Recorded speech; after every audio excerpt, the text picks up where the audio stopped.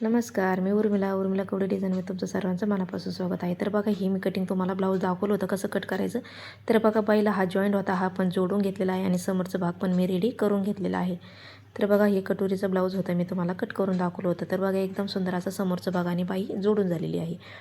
तर बघा, पाठीमागचा भाग आता आपल्याला रेडी करायचा आहे. तर बघा, आता हा आपण कसा जोडणार आहोत ते बघणार आहोत. तर बघा, इथं हे अस्तरचं कापड कट करून घेतलेलं आहे. तर बघा, आपल्याला मी शक्यतो खालूनच असा गळ्याची उंची किती आहे ते घेत असते. तर बघा, इथं खाली अर्धा इंच असं सोडून घेतलेलं आहे. 4 इंचाची पट्टी आहे त्यांची पाठीमागची आणि तिथून 2.5 इंच असं टाकलेलं आहे.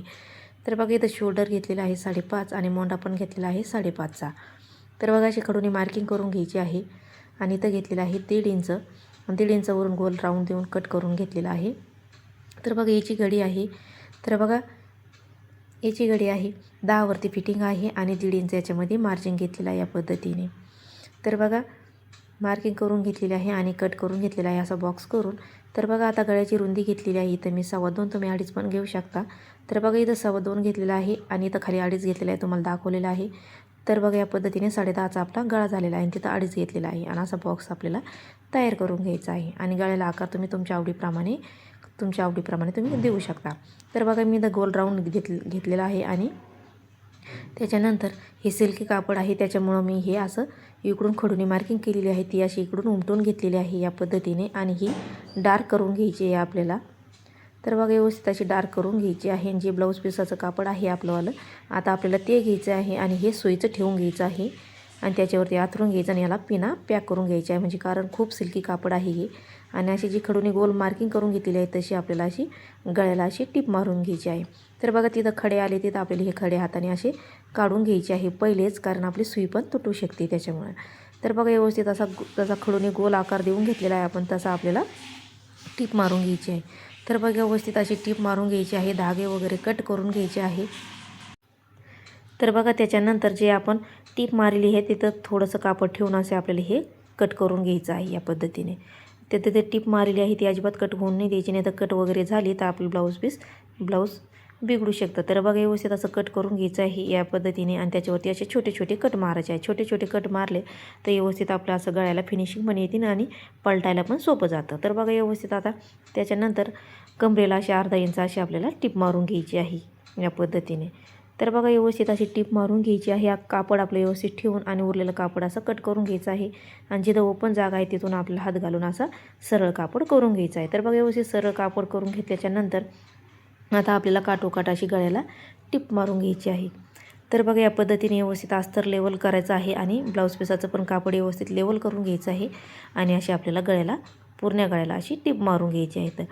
तर बघा, व्यवस्थित आता ही टिप मारून घेऊया. तर बघा, अजून तुम्ही माझ्या चॅनलला लाईक शेअर सबस्क्राईब नसेल केलं तर नक्की लाईक शेअर सबस्क्राईब करा आणि एकदम सोपी पद्धत असते. नक्की तुम्हाला काय बघायला आवडेल ते पण नक्की सांगा. फोरलेग ब्लाऊज कटिंग किंवा कटोरी ब्लाऊज कटिंग तुम्हाला कोणतं आवडेल ते पण मला नक्की कमेंट करून सांगा. तर बघा, व्यवस्थित असं कट करून झालेलं आहे. हाताने व्यवस्थित फिनिशिंग देऊन घ्यायची आहे आणि परत आपल्याला कमरेला पण टिप मारून घ्यायची आहे. तर बघा, व्यवस्थित अशी लेवल धरून घ्यायची आहे दोन्ही याची, अस्तर लेवल आणि ती, आणि व्यवस्थित आपल्याला अशी हाताने फिनिशिंग देऊन चालायचं आहे आणि टिप मारीत चालायचं आहे. तर बघा, व्यवस्थित अशी टिप मारून घ्यायची आहे आपल्याला. तर बघा, बघू शकता तुम्ही व्हिडिओमध्ये मी कशी टिप मारली आहे, त्या पद्धतीने तुम्ही पण व्यवस्थित अशी टिप मारून घ्यायची आहे. तर बघा, रेडीमेड गळा आला तर या पद्धतीने तुम्ही ब्लाऊज शिवू शकता. तर बघा, हे तरी याच्यावर लाईनी वगैरे आहे, पण काहीची याच्यावरती खूप मोठी डिझाईन येते, त्याच्या याच्यावर थोडी जी डिझाईन येते ती पण मी तुम्हाला अपलोड केलेली आहे. कसं आपल्याला कट करायचं आणि कसं आपल्याला शिवायचं ते पण तुम्ही नक्की बघा.